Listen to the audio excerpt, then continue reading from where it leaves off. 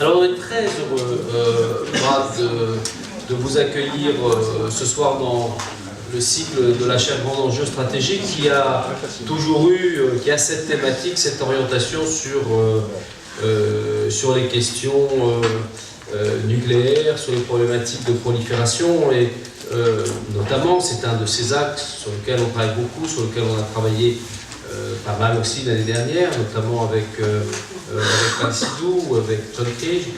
Et donc nous sommes très heureux de vous accueillir pour cette première conférence qui est consacrée à la vision ou à la perspective de la dissuasion nucléaire au XXIe siècle. Alors Brad, je vais vous présenter rapidement en disant que vous avez régulièrement croisé à la fois des responsabilités au ministère de la Défense, ou dans des institutions qui étaient liées au ministère de la Défense américain, puis un parcours en université, aujourd'hui comme professeur associé à Stanford et au Centre pour la coopération internationale et les questions de sécurité.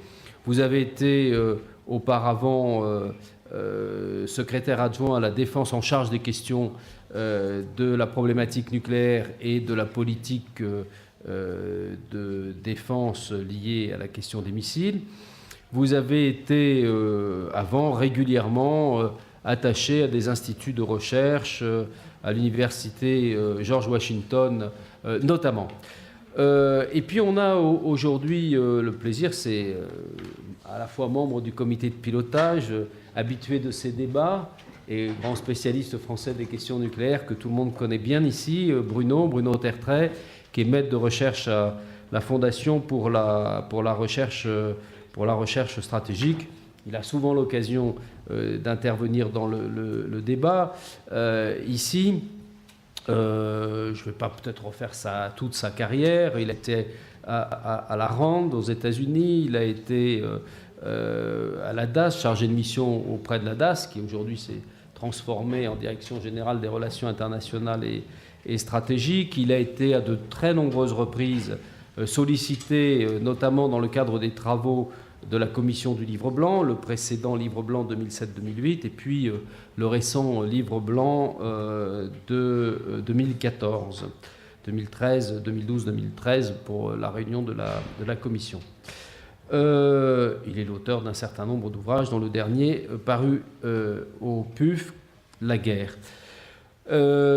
Brad, le principe de notre conférence, c'est d'abord de vous laisser la parole pour le temps que vous souhaitez, généralement 45 minutes, 1 heure. Ensuite, de passer au grill ou à la question, mais en français, déjà, le sens est équivoque. En tout cas, d'introduire un débat, mais vous avez, je pense, l'habitude souvent de débattre avec Bruno, et puis ensuite de passer aux questions de la salle. Brad, vous avez la parole. Merci encore beaucoup d'être là parmi nous. Merci. Et nous changeons de canal. Et un grand merci de nous donner l'occasion de participer à ce cycle de conférences. Je tiens à vous remercier de votre présence, l'intérêt que vous avez marqué pour cette question. Il y a 10 ans encore, on s'était dit que si nous parlions de dissuasion nucléaire, nous aurions peut-être 2 rangées de personnes qui s'intéressaient à la question et personne d'autre. Et je tiens à remercier Bruno Tertre d'assurer la discussion. J'ai l'impression que Bruno en sait plus sur ce que je crois savoir, en tout cas, sur le thème qui m'est assigné. Au XXe siècle, lorsqu'on parlerait de questions stratégiques, il aurait fallu parler nécessairement d'armes nucléaires, puisque les armes nucléaires étaient au cœur de l'affrontement de la guerre froide. Les armes nucléaires étaient au centre de la sécurité en Europe. Et si l'on voulait parler de questions stratégiques, il fallait parler d'armes nucléaires nécessairement. Or, au XXIe siècle, et donc les choses ne sont pas si claires. Il faut voir qu'au XXIe siècle, eh bien, nous ne comprenons pas vraiment ce qu'est la place des armes nucléaires. Et ici, nous ne pouvons que explorer par tâtonnement l'ampleur des questions stratégiques, voir ce qui en fait partie, ce qui n'en fait pas partie. Et les armes nucléaires, à mon avis, restent à l'ordre du jour et je m'emploierai à vous le démontrer.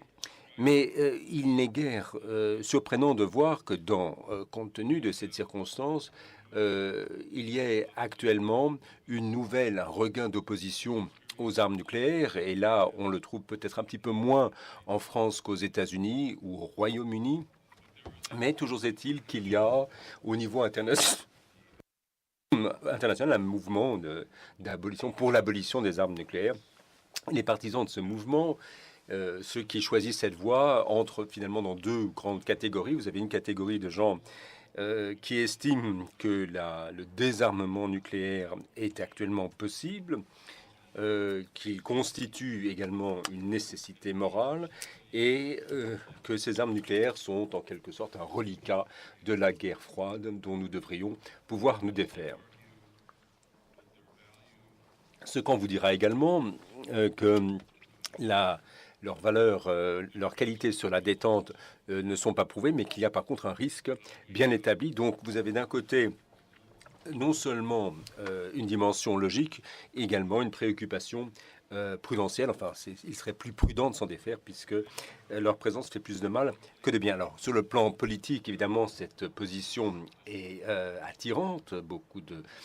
Dans les milieux politiques, cet argument a son poids et l'on voit, comme je vous le dis, des mouvements d'ampleur internationale qui sont engagés dans cette voie. J'ai dit qu'il y avait deux camps, deux catégories. L'autre catégorie de pourfendeurs de l'arme nucléaire vous disent, eh bien, le désarmement est une possibilité, disons, à long terme, mais ce qui est possible aujourd'hui, c'est que les États nucléarisés, et notamment les trois alliés occidentaux, il se peut que ces États-là prennent des mesures significatives pour réduire leur arsenal nucléaire, et également pour réduire le rôle des armes nucléaires dans leur stratégie de sécurité. Alors, l'argument qui est formulé, c'est que les conditions sont actuellement réunies pour procéder à cette réduction de manière sûre. Et il y a d'ailleurs, vous avez des rapports, des ouvrages qui recommandent cette voie et qui définissent essentiellement 6 conditions qui, à leur sens, sont donc réunies. Et je les aborderai une à une, mais enfin, ce qu'on dit surtout, c'est qu'aujourd'hui, la Russie est disposée à s'associer aux États-Unis dans cette démarche et à d'autres réductions de son arsenal nucléaire. Deuxièmement, la deuxième condition, c'est que la Chine s'associera elle aussi à ce processus. Troisièmement, que les autres États nucléarisés sont disposés à participer eux aussi à cette démarche. Quatrièmement, que la dissuasion nucléaire apportée par les États-Unis fait qu'on n'a plus besoin d'armes nucléaires sur le territoire européen ou ailleurs. Cinquièmement, on vous dira que tous les États, et pas simplement les États nucléarisés, mais que tous les États sont disposés de leur côté à participer à ce que l'on appelle un consensus politique durable contre les armes nucléaires. Et puis, enfin, et c'est la 6e condition, l'idée qu'il est possible actuellement d'avoir une solution de rechange sur le plan de la dissuasion qui remplacerait les alliances actuelles et qui remplacerait ce qu'on peut appeler la sécurité de coopération par la sécurité collective. Et on vous dit que le Conseil de sécurité des Nations Unies peut servir essentiellement de gardien d'un tel monde ainsi dénucléarisé. Alors, est-ce que si ces 6 conditions sont effectivement réunies? Je ne le pense pas. Et à mon sens, aucune de ces conditions n'est en fait remplie. La Russie... alors, pour la Russie, il y a 6, 7 ou 8 ans, il était raisonnable, disons, d'être un peu optimiste et de se dire que éventuellement la Russie prendrait une autre voie en matière de contrôle des armements. La mesure prise par la Russie sous la pression américaine est assez modeste. Hein. Ce nouveau traité qui remplace le traité sur la réduction des armes offensives qui venait de l'administration Bush, ce nouveau traité est très faible. Monsieur Poutine, comme vous le savez, s'est enfoncé de plus en plus contre le contrôle des armements pour pousser au contraire les armes nucléaires. Il s'est opposé de plus en plus à l'ordre européen de sécurité. Il s'est opposé, bien entendu, plus généralement à l'ordre international, le nouvel ordre international de sécurité. En fait, les armes nucléaires seront plus importantes pour la stratégie militaire russe et dans la stratégie politique russe. Elles sont plus importantes qu'elles n'ont jamais été depuis la guerre froide. Et vous avez de nouvelles capacités nucléaires, de nouvelles armes nucléaires, de nouveaux systèmes de lancement qui ont vu le jour. La Russie est beaucoup plus agressive dans l'exercice de sa force nucléaire, en tout cas dans la démonstration de son engagement nucléaire et dans la réalisation ou la profération de menaces contre les alliés de l'OTAN.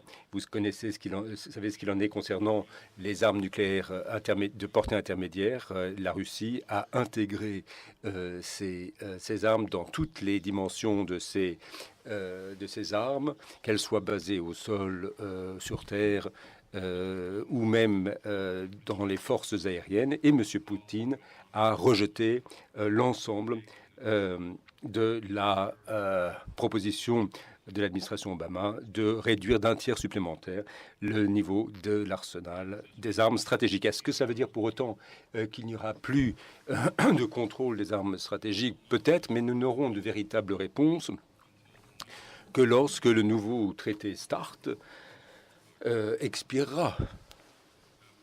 C'est en l'an 2021, mais nous ne le saurons peut-être pas parce que ce nouveau traité, le nouveau START, peut être prolongé de 5 ans par consentement mutuel, donc des deux parties, ce qui veut dire qu'il faudra peut-être attendre encore 11 ou 12 ans avant de savoir si la Russie a décidé de renoncer une fois pour toutes à la réduction des armes nucléaires et au contrôle des armes nucléaires. Ça, c'est la Russie. Passons maintenant au dossier chinois. La Chine, comme vous le savez, la Chine n'est pas la Russie. La Chine n'a pas investi au même titre que la Russie dans les armes nucléaires. La Chine dispose de centaines d'armes alors que la Russie en a des milliers. La Chine a une doctrine de non-première utilisation et a mis à l'arrière-plan les armes nucléaires, contrairement à la Russie. Mais la Russie modernise son arsenal nucléaire. La Chine construit, comme vous le savez, de nouveaux systèmes de lancement qui passent des seuls missiles basés au sol, c'est-à-dire des lanceurs fixes pour les remplacer par des lanceurs mobiles, sous-marins. Et la Chine maintenant arrive au stade où elle sera en mesure de déployer des ogives multiples sur un seul système de lancement. Du point de vue américain, évidemment, ça c'est une perspective préoccupante. Le nombre d'armes nucléaires en Chine, dans l'arsenal chinois, n'augmente peut-être pas, mais le nombre d'armes nucléaires capables d'être lancées jusqu'au territoire américain, lui, passe d'une vingtaine en 1990 pour atteindre on ne sait pas, mais enfin, les Chinois ne le disent pas. Les Chinois refusent de dire combien d'armes nucléaires ils ont, mais on peut être sûr qu'ils en ont plus qu'une vingtaine.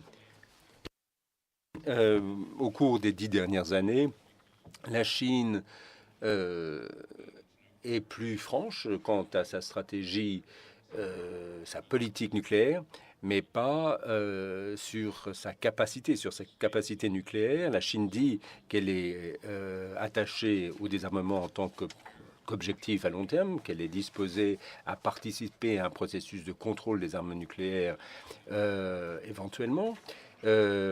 Et elle disait autrefois qu'elle était prête à accompagner les Russes et les Américains dans la réduction de 50%, de commencer à réduire lorsque la Russie et les États-Unis auront réduit leur propre arsenal de 50%. ce stade est arrivé, c'est-à-dire que la réduction de 50% a eu lieu, et pourtant la Chine n'a rien fait et elle repousse ces éventuelles mesures aux calendes grecques. Alors, il y aurait évidemment d'autres questions sur le nombre d'armes et le rôle qui pourrait être joué par les autres pays nucléarisés. Bien, la France et la Grande-Bretagne sont des pays où justement des mesures nombreuses ont été prises justement pour réduire au strict minimum et compte tenu des circonstances internationales le nombre des armes nucléaires et le rôle qui leur est attribué. Alors, il est difficile de... Il n'y a que ces deux pays, j'en vois vraiment pas d'autres. L'Inde, le Pakistan ne réduisent pas ni le rôle ni le nombre d'armes nucléaires. Nous ne savons pas ce qu'il en est pour l'Iran. On ne sait pas si elle s'arrêtera avant de passer à l'offensive. Évidemment, la grosse préoccupation, c'est la Corée du Nord. La Corée du Nord a bloqué, gelé provisoirement son programme nucléaire, mais il y a une dizaine d'années, elle l'a débloqué. Hein, et les dernières estimations sont que en 2020, la Corée du Nord aura entre 60 et 100 armes nucléaires déployées avec des systèmes de lancement de longue portée. Alors, vous vous rappellerez peut-être qu'il y a 2 ans, il y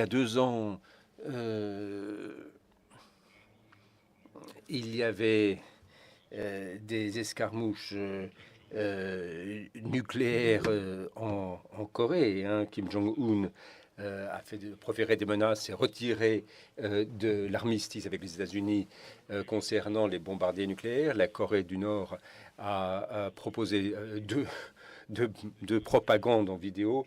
Il y avait une vidéo, on voyait un jeune homme qui rêvait de voler jusqu'à Manhattan et de mettre la ville à feu et à sang avec des armes nucléaires et rentrer en Corée du Nord accueilli comme un héros. Et puis l'autre propagande nucléaire, c'était des photos de Kim Jong-un, donc le président nord-coréen, accompagné de ses commandeurs, enfin de son commandement militaire, qui lui présentait le plan de frappe nucléaire de la Corée du Nord, avec devant eux une grande carte du monde où l'on voyait des missiles nucléaires de la Corée du Nord qui visaient des villes aux États-Unis. Alors ça, c'était de la propagande, bien entendu, c'était de la fiction, mais pour autant, c'était une déclaration de la capacité nord-coréenne qui, aujourd'hui, commence à prendre corps. Et on ne sait pas si la Corée du Nord a la moindre intention de réduire ou de bloquer ses programmes nucléaires. Certainement pas, bien sûr que non, en fait. Et puis, quatrième condition prétendument remplie, celle qui concernait le parapluie nucléaire, l'engagement apporté par les États-Unis à l'attention de ses alliés, qui consiste à utiliser l'arme nucléaire en leur nom. Alors, évidemment, les États-Unis ont plus de 40 alliés dans 3 régions du monde, 3 grandes régions du monde. Et nous avons pris un engagement nucléaire vis-à-vis de nos alliés de l'OTAN et vis-à-vis de nos alliés dans l'Asie du Nord-Est, notamment le Japon et la Corée du Sud. Et puis, nous travaillons également avec nos alliés de l'OTAN et nos alliés de l'Asie du Nord-Est pour renforcer la dissuasion et l'adapter en quelque sorte aux exigences du XXIe siècle. Et puis, l'OTAN, de son côté, alors vous connaissez bien entendu cette histoire. Hein. L'Alliance a produit un nouveau concept stratégique en 2011. L'Alliance de l'OTAN publie ses concepts stratégiques tous les 10 ans environ pour faire état de l'appréciation de l'environnement sécuritaire et du rôle de l'OTAN dans cet environnement et dans ce concept de sécurité. Les alliés, donc au plus haut niveau, ont réaffirmé leur engagement à l'OTAN en tant qu'alliance nucléaire, ont réaffirmé également leur engagement aux dispositions de partage des moyens de l'OTAN. Et comme vous le savez, depuis les années 60, un certain nombre d'alliés de l'OTAN ont déployé des armes nucléaires sur leur propre territoire, des armes américaines, en produisant des aéronefs capables de lancer ces missiles en temps de guerre. Alors, il aurait été très facile pour réduire les armes, de commencer par détruire les armes nucléaires disparues depuis la fin de la guerre froide. Et en fait, 90% des armes américaines sont retournées aux États-Unis. 97%, les 3% régnants auraient pu facilement être éliminés à leur tour, mais l'OTAN n'était pas disposé à le faire. Et dans la posture de défense et de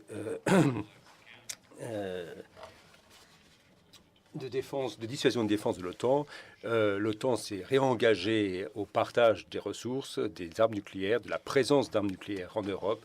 Et depuis cette date, avec les événements de la Russie en Ukraine, ces événements n'ont fait que renforcer l'engagement de l'OTAN envers donc cette parapluie, pour l'appeler ainsi, nucléaire.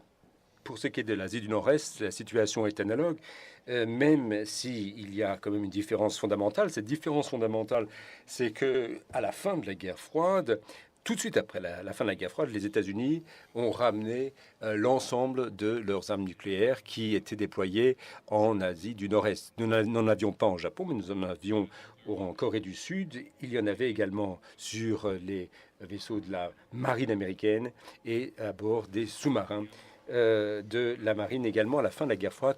Nous avons ramené tout notre arsenal nucléaire déployé dans cette région et avons stocké les armes qui pouvaient servir à attaquer des sous-marins.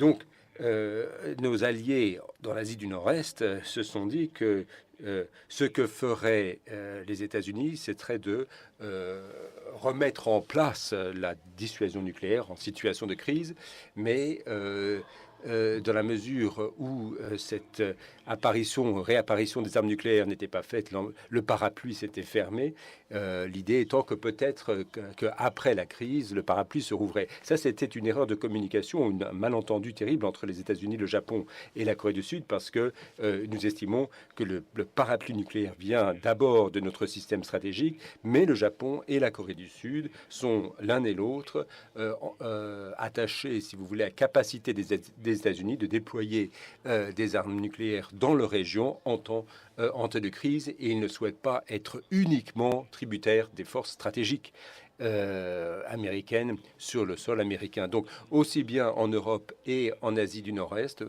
nous avons des alliés qui ne sont pas disposés à faire ce que la communauté dite du zéro global et les dit capables de faire.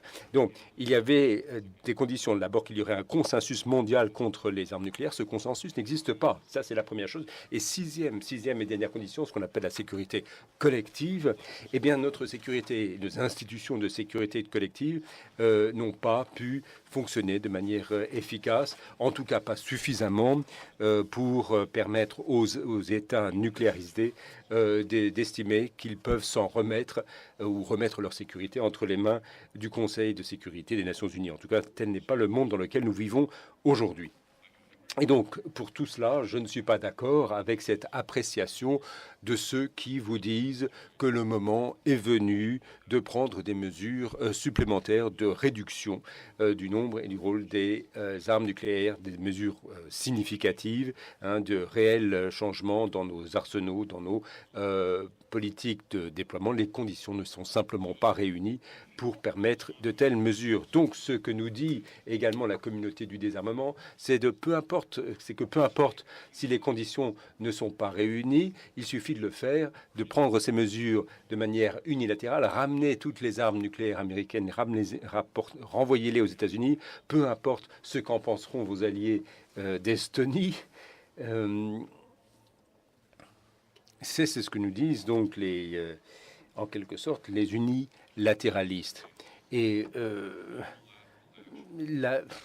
la seule justification pour cette action unilatérale, ce serait de dire que d'autres seraient sous pression pour suivre cet exemple. Il est difficile d'imaginer que M. Poutine se sentirait tellement gêné de voir les États-Unis prendre des mesures unilatérales de réduire ses armes nucléaires, ils se sentiraient obligés de suivre cet exemple. Et je ne vois pas ni les Chinois ni les Nord-Coréens en faire de même non plus. Alors peut-être qu'il y a 20 ans ou il y a 25 ans, lorsque l'environnement sécuritaire semblait plus positif, peut-être y avait-il plus de place pour des mesures unilatérales. D'ailleurs, il y avait dans les années 90 d'autres possibilités encore qui n'existent pas, qui n'existent simplement pas aujourd'hui. Alors pour toutes ces raisons, je vois que les armes nucléaires vont continuer à jouer un rôle entre les mains des États-Unis, mais également du Royaume-Uni et de la France. Cela étant, on n'en sait pas beaucoup plus. Ce serait justement le rôle de ces armes. Et puisque d'autres ne les ont pas éliminés, mais ça n'aide pas beaucoup pour déterminer ce que l'on demande à sa dissuasion nucléaire de faire. Votre président a récemment exprimé très clairement quel est son point de vue du rôle des armes nucléaires françaises actuellement dans le paysage actuel sécuritaire. Cela propose un certain nombre de points de fond à haut niveau et je crois qu'il faut l'en saluer. Mon point de départ à moi est d'essayer d'appréhender les stratégies de nos adversaires potentiels. Et là, je me concentre sur 3 adversaires potentiels en tant qu'Américains, la Russie, la Chine et la Corée du Nord. Il y a des ennemis potentiels. Ça ne veut pas dire qu'on s'attend à aller en guerre contre eux, mais on peut reconnaître la possibilité qu'il y ait des zones de conflit militaire et on peut aussi reconnaître le potentiel d'erreur. On peut aussi reconnaître les doléances de ces 3 adversaires contre un ordre mondial soutenu par les États-Unis.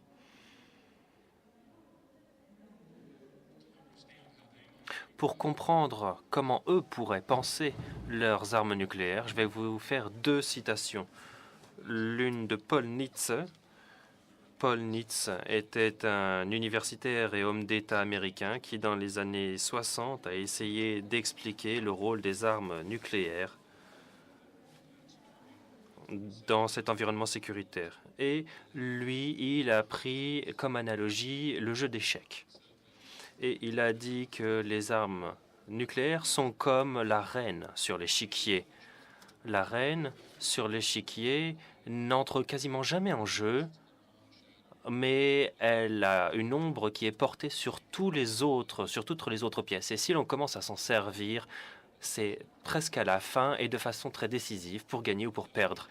Et donc, il faudrait voir les armes nucléaires comme des reines atomiques qui façonnent un conflit. Deuxième citation, une citation d'un général indien à qui on a demandé en 92 quelles étaient les leçons de la guerre, la deuxième guerre du Golfe, où l'Irak a été évincé du Koweït. Il a dit « N'embêtez pas les Américains si vous n'avez pas d'armes nucléaires ». Comment est-ce que les dirigeants russes, chinois et nord-coréens pourraient penser à utiliser leurs reines atomiques pour ennuyer l'Amérique?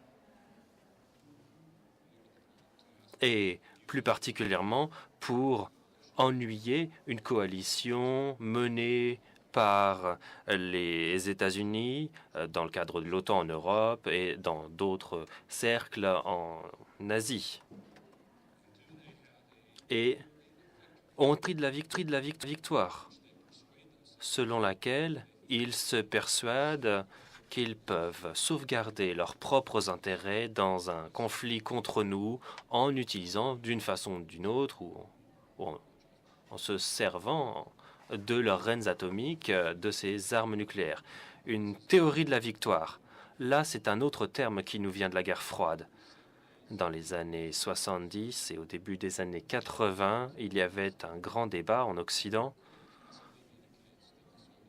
selon lequel on se demandait si l'Union soviétique pensait vraiment qu'elle pouvait mener la guerre nucléaire pour laquelle elle était en train de s'armer et la gagner. Et était-elle vraiment convaincue qu'elle pouvait mener une guerre conventionnelle en Europe à cause de la présence d'armes nucléaires sans jamais les utiliser?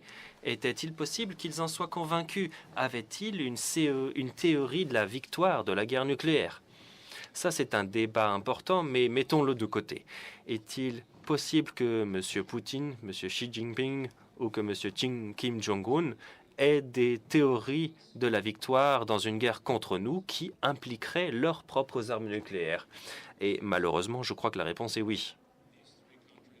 Ces trois pays ont réfléchi à ce problème et ils le font depuis une bonne vingtaine d'années. La Chine a commencé à réfléchir sérieusement au problème de la guerre avec l'Amérique au début des années 90, entre 90 et 95. Les Russes ont commencé à y penser après la guerre du Kosovo. Et les Nord-Coréens semblent avoir commencé à y réfléchir sérieusement après que le gouvernement Bush est allé en guerre contre Saddam Hussein. C'est là que les Nord-Coréens en sont venus à la conclusion qu'il était possible que les Américains mènent une guerre pour éliminer leur régime.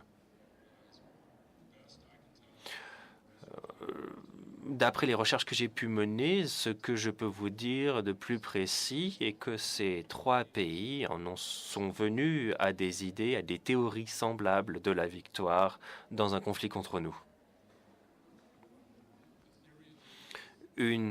Premièrement, une théorie de la victoire dans l'esprit de l'ancien philosophe chinois Sun Tzu. Sun Tzu qui a écrit pour parler de soumettre un ennemi sans se battre. Et Kim Jong-un imagine ces armes nucléaires très clairement comme étant l'ingrédient manquant dans sa stratégie pour rompre les politiques hostiles des Américains et de leurs alliés en Asie du Nord-Est. Et l'instrument essentiel pour arriver à un règlement politique sur la péninsule coréenne sans guerre pour pouvoir coller aux intérêts nord-coréens. Et on peut tirer des conclusions semblables pour la Chine et la Russie. Deuxièmement, ces trois pays ont une théorie de la victoire dans l'esprit de Clausewitz. Clausewitz parlait de la victoire comme étant le moment dans une guerre avant qu'un camp vainque l'autre. Il y avait un point culminant politique quand un des camps décide de ne pas encourir les risques et les coûts supplémentaires d'une poursuite de la guerre et accepte la défaite. Et là, je crois que nous avons des preuves troublantes selon lesquelles ces trois pays pensent qu'ils peuvent avoir une théorie de la victoire dans l'esprit de Clausewitz. Avec leurs reines nucléaires qui sont en arrière-plan, ils pensent pouvoir rapidement créer un fait accompli avec la guerre conventionnelle sans avoir besoin d'employer leurs armes nucléaires. Et la présence de leurs armes nucléaires nous effrayeront et nous empêcheront de venir et d'intervenir. Et là encore, pour citer l'exemple nord-coréen, les dirigeants nord-coréens semblent être convaincus qu'ils peuvent prendre Séoul comme otage en quelques heures et ensuite demander la paix. Pour ceux d'entre vous qui ne connaissent pas la géographie de la Corée, Séoul est aussi près de la frontière avec la Corée du Nord que Paris est près de l'aéroport Charles de Gaulle. Et Paris pourrait être détruite en quelques heures si jamais il y avait environ 15 000 pièces d'artillerie déployées à Charles de Gaulle. Et donc, une théorie de la victoire dont sont convaincus les Nord-Coréens, selon laquelle ils pourront créer une situation que nous choisirons de ne pas inverser parce que les risques sont. Et le troisième élément de cet ensemble d'idées communes et que chacun est convaincu, s'est convaincu que si les choses tournent mal, et si nous ne sommes pas d'accord, si nous ne souhaitons pas un règlement par la paix, et si nous choisissons d'utiliser plus la puissance qui nous est disponible dans une coalition menée par les États-Unis, eh bien, ils pensent pouvoir gérer ces risques. Et principalement, ils pensent pouvoir gérer ces risques par la menace ou même en attaquant les alliés de l'Amérique avec des armes nucléaires, peut-être premièrement avec des armes conventionnelles. Mais très certainement des armes nucléaires si les armes conventionnelles échouent. Et si jamais cela ne fonctionne pas, ils peuvent menacer d'attaquer avec l'arme nucléaire le territoire américain. Pas beaucoup, pas une guerre nucléaire généralisée, mais une ou deux frappes pour dire « maintenant, ça suffit ». Est-ce que cela en vaut encore la peine pour vous de poursuivre dans cette voie? Donc, que les choses soient claires. Je crois qu'il s'agit là d'une stratégie qu'ils ont, c'est une sorte de chantage nucléaire et une politique de la corde raide nucléaire, mais ils ne veulent pas mener une guerre nucléaire. L'exception importante en étant la Russie. Aucun de ces pays n'a les moyens de mener une guerre nucléaire prolongée en utilisant de nombreuses armes sur le champ de bataille pour soutenir des opérations militaires conventionnelles. Ce n'est pas pourquoi la Corée du Nord a des armes nucléaires. Il n'y a aucune indication sur laquelle ils aient des armes tactiques. Pareil pour la Chine. Ce ne sont pas des stratégies de guerre nucléaire comme on pensait les comprendre pendant la guerre froide. Ce sont des armes de chantage et de politique de la corde raide. Mais si on s'engage dans de telles politiques de chantage, eh bien, on peut montrer au moins que la menace est crédible, parce que sinon, on va dire que vous bluffez. Et là, cela pourrait indiquer un emploi limité d'armes nucléaires.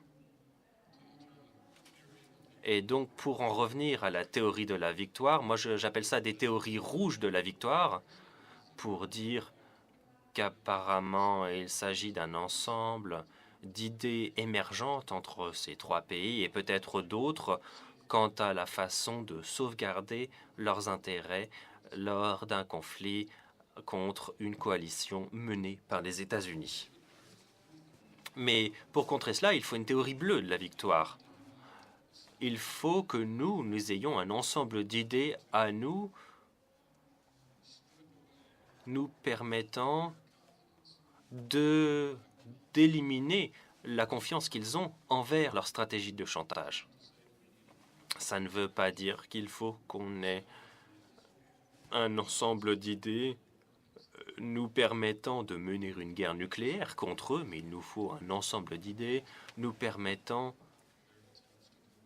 d'annuler leur tentative de coercition contre nous et leur montrer qu'ils ne peuvent pas nous vaincre aussi facilement qu'ils le croient. Du point de vue des États-Unis, une théorie bleue de la victoire ne peut pas dépendre uniquement des moyens nucléaires.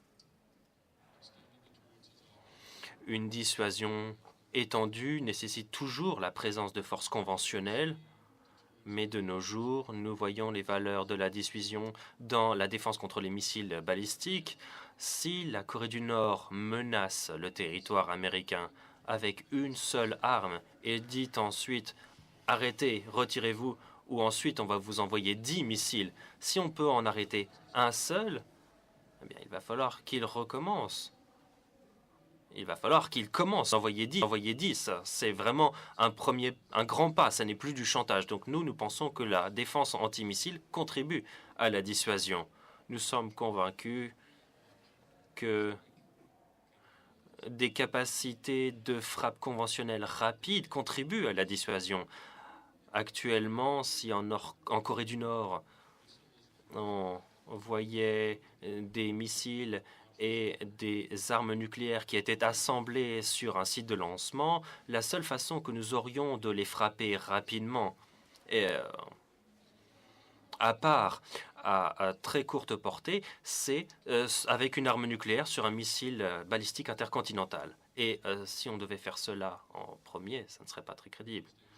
Les Asiatiques du Nord-Est ne pensent généralement pas que l'Amérique sera le seul pays à utiliser 2 fois l'arme nucléaire en Asie du Nord-Est. Donc la menace d'être les premiers à frapper n'est pas vraiment très crédible. Et donc les capacités de frappe conventionnelles vont permettre de combler cette lacune stratégie de dissuasion. Là, je ne souhaite pas trop développer l'argument pour les armes nucléaires au XXIe siècle. Elles sont pertinentes pour certains problèmes militaires. Je ne suis même pas sûr que ces armes soient vraiment pertinentes pour les problèmes militaires les plus importants d'aujourd'hui. J'ai parlé de tous les rôles potentiels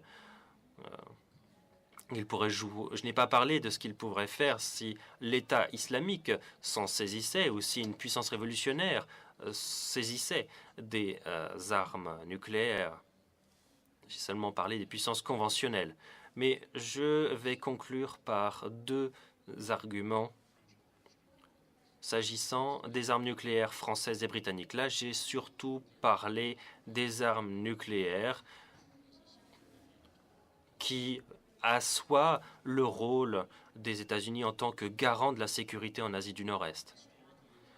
Historiquement, bien sûr, les États-Unis ont vécu assez mal à l'aise avec les forces nucléaires indépendantes de Grande-Bretagne et de France parce que nous voyions le potentiel de nuisance que cela avait. Et nous pensions qu'il pourrait nous attirer dans des conflits qui n'étaient pas de notre fait. Et là, le point de vue a changé à 180 degrés au XXIe siècle. Nous voyons d'un œil positif l'indépendance, la dissuasion indépendante des Britanniques et des Français, pour 2 raisons. Premièrement, dans ces conflits, dans les conflits qui pourraient découler des théories bleues et rouges de la victoire, il y aura des risques horribles, peut-être des coûts horribles également, et aucun d'entre nous ne voudra supporter ces coûts et ces risques seuls. En outre, la stratégie de nos opposants potentiels est de nous diviser. Ils essaieront d'isoler les États-Unis pour que ce soit les États-Unis qui se battent soit tout seuls, soit ne se battent pas du tout. Il est donc dans notre intérêt commun que nous soyons tous unis en tant que 3 alliés. Le deuxième argument est la valeur assurantielle, pour ainsi dire, des armements nucléaires français et britanniques pour les alliés de l'OTAN.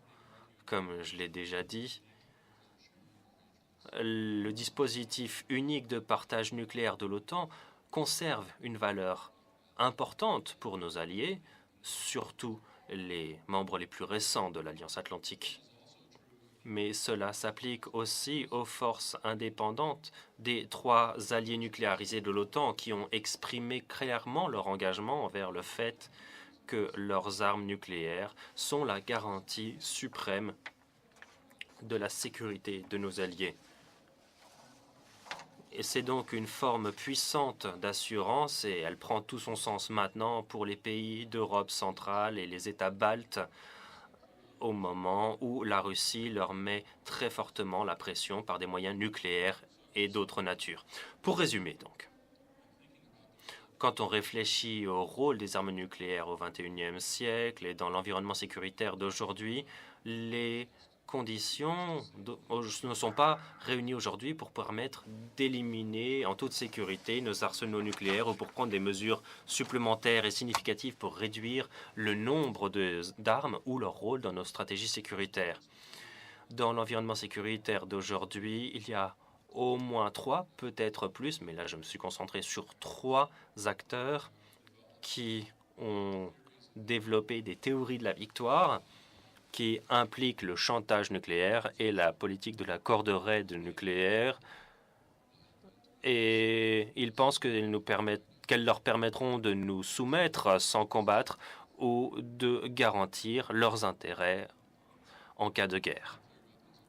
Les armes nucléaires des 3 alliés nucléarisés jouent des rôles importants pour soutenir une théorie bleue de la victoire.